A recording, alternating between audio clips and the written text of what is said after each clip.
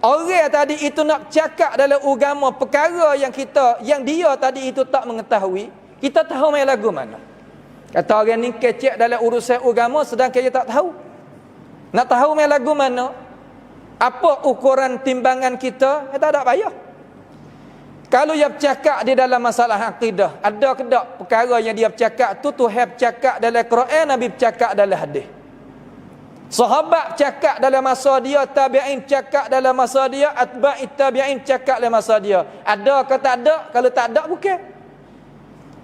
Begitu juga amalan harian, bulanan, tahunan, ikutlah menguai ke yang kita tadi itu lihat tengok, tak kira daripada mana pun, mana-mana orang pun tengok. Ada ke tak fi ayyamir Rasul sallallahu alaihi wasallam, pada hari Nabi dia ada sekali dengan sahabat, tabi'in buat kerja ke tak, atba'it tabi'in buat kerja ke tak. Kalau tidak, itu bukan agama. Tempat yang tak ada. Apa? Tak ada tempat lain daripada lain daripada zat Allah Taala, atas daripada Arsyur Rahman. Tak ada tempat kena kata adabul makan lah, bukan tak ada min makan. Mana kata Imam Qurtubi hak kata ada lafaz al-jihah. Wa qad kana salaful awwal tadi itu radhiyallahu anhum la yaquluna binafyil jihad. Dak hak ni dia panggil hak Imam Qurtubi kata. Ya. Wori salah seorang mana? Nama gapo hak generasi salaful awal tu hak sebut al-jihah, isbat jihah ni, jihata ni. Al-jihah ni makna kata pakai isbab belaka di kalangan ulama-ulama dulu. Kalaulah kita tengok. Kalau isbab belaka wori boleh seorang dua orang ke kerana yo ramai ni. Seolah kata nas ni as-salaful awal ni ramai ni. Kita maka nak ambil sebagai boleh penyaksi nama gapo, nak ambil penyaksi daripada Ibn Rushd yang nakal mari daripada kitab dia ni Kashfu an Manahil al-Adillah. Siapa ni Ibn Rushd. Orang tahun berapa? Memanglah dia ni orang mutakhirin. Tak boleh wari. Nak as-salaful awal. Nanti dulu. Nak as-salaful awal.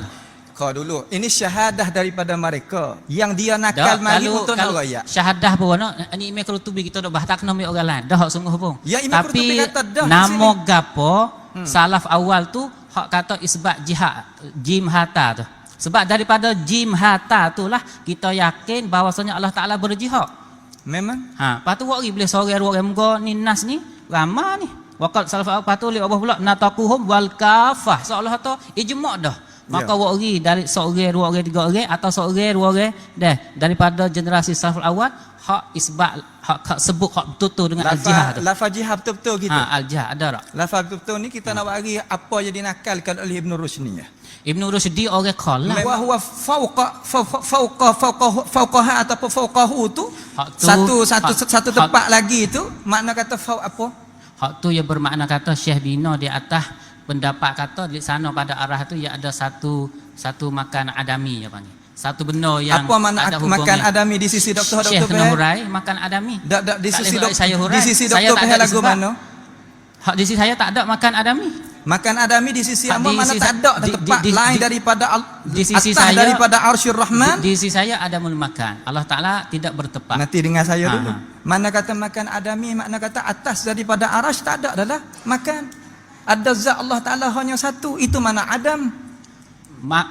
Makan adami dengan makna tepat. Tepat yang tak ada. Tak ada tempat lain daripada zat Allah Ta'ala atas daripada Arsyur Rahman. Tak ada tempat kena kata adabul makan lah. Bukan makan adami. Makan bermakna kata di sisi doktor ni, di sisi doktor ni berarti nak wari tak boleh lafaz al-jihad tu bermakna kata pada malam ni kita buat kesimpulan kata pihak Dr. Wan Syukri ia tak boleh wari dalil yang qat'iyah dilalah menunjukkan kata Allah Taala berjihad sebab nak wari tak boleh salah pun tak ada.